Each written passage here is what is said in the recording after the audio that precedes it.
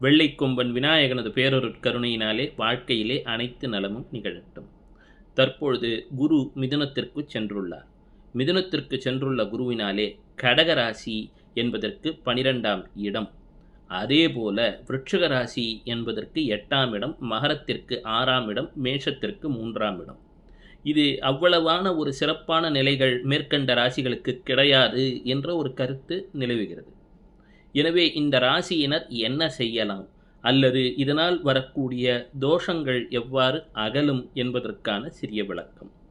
வியாழக்கிழமைகளிலே அருகிலே எங்கே வாழை மரம் உள்ளது என்று பார்த்து கொள்ளுங்கள். வாழை மரத்திற்கு சிறிது மஞ்சள் கலந்த தண்ணீரை ஊற்றி வேண்டி வணங்கி வரலாம். வாழை மரத்திற்கு ரம்பா மரம் என்றும் ஒரு பெயர் உண்டு.